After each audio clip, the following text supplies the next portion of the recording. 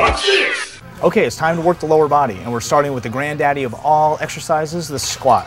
Now, squats work the biggest muscles in the body, all the lower body muscles, the gluteus maximus, which is the biggest, the quadriceps, which is the front of the thighs, the hamstrings, the back of the thighs, inner and outer thighs, the calves, the erector spinae, the lower back muscles. And if you're holding any dumbbells or barbells, anything in the upper body, you're actually using all the upper body muscles as well, your back, your shoulders, your hands, your arms. So it's very metabolically demanding. It's a really tough exercise, but it's great because it's raising your metabolism. It's a great overall body warm-up exercise. You definitely need to do some kind of a whole body warm-up just to get your routine started for that day, but it's also going to raise the metabolism enough that you're burning fat throughout the day. And if you gain any muscle from doing squats, you're burning it 24 hours a day. So it's a great fat burning exercise. A lot of people don't think of it that way. Now, there's a lot of different ways to do a squatting exercise. You can do a bodyweight squat. You can do a dumbbell squat, you can do a barbell squat, you can do any kind of a leg press type exercise. It's anything where your feet are pushing away from the body, whether you're standing on the ground or pushing against a machine. That's a whole body, lower body movement. It's bringing a lot of blood flow in the area. It's a great warm up, and it's something you really want to do before you do any kind of isolation movements like a leg extension or a leg curl, something like that. Now with squats, they usually don't pose a problem if you don't have any knee or back injuries. If you do, you got to be careful as far as your range of motion goes. But assuming you don't have any problems, the best thing to start with on this is just a body weight squat. Proper biomechanics on squats are essential.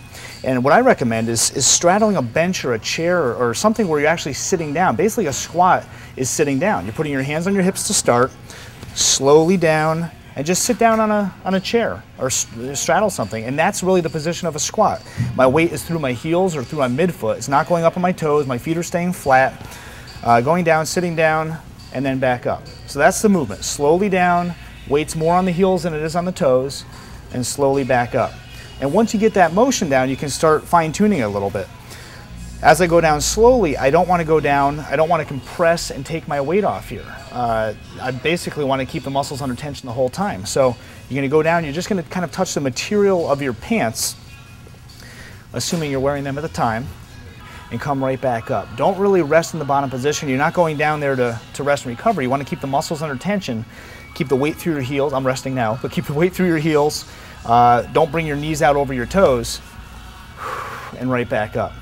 So slowly down, just tap the bench, right back up. You really don't want your legs going much lower than that either. Now, you may be tempted to go out and try this without a bench or a chair behind you. The problem is a lot of people tend to bring their heels up, they go forward, they get rocky, and it puts a lot of shear stress on the patellar tendon, the front of the knees, if they go out over the feet. So it's just like sitting down in a chair. Basically, that's all you're doing. You're going down, keeping your head straight ahead, breathing out on the way up. Not only do you want to not pause in the bottom position because you rest down there, but you don't want to pause in the top position. At the top position, you have a lot of leverage. With your legs locked out, it's basically bone on bone. The tibia, the shin bone basically is on your femur, the thigh bone. You can lock out and stand here all day. So you don't want to do that. You want to keep the tension on the muscles as much as possible. So when you're doing a squat, when you come back up, almost fully extend, do a quick turnaround and then slow it back down. So it should be 2 or 3 seconds coming up, fast turnaround, and then 4 or 5 seconds on the way down. Breathing out on the way up, fast turnaround, slow it back down. Breathing normally on the way down. So no pause at the top. It makes a huge difference as far as how many repetitions you can do. And in my book, I'd rather do less than more. So if you can fatigue a muscle faster without it recovering in between each and every repetition, you don't have to do as many and you get done twice as fast. Now, if you want to add resistance to a squat, you can use dumbbells or a barbell. I like to use dumbbells first, just because it keeps the weight back through your heels where it's supposed to be. Straddle the bench, head straight ahead, back straight, slowly down, tap and come back up, fast turnaround, slow it back down. Right back down. This also works the deltoids, the hand flexors. Works a lot more muscle mass than you think. And this is, 22.5 pound dumbbell, and most people do not need to ever really progress to a barbell squat. Now, I think it's important when you're placing down dumbbells, you place down one at a time just to protect the lower back. You don't want to have both dumbbells down simultaneously because it puts the entire brunt of the load on the lower back muscles, which are probably a little bit fatigued from squatting.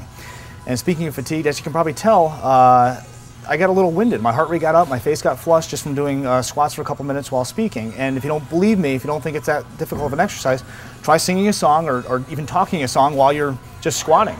It's just a very metabolically demanding exercise, uses a lot of muscle mass. It actually creates a lot of lactic acid. Lactic acid is the byproduct of anaerobic metabolism.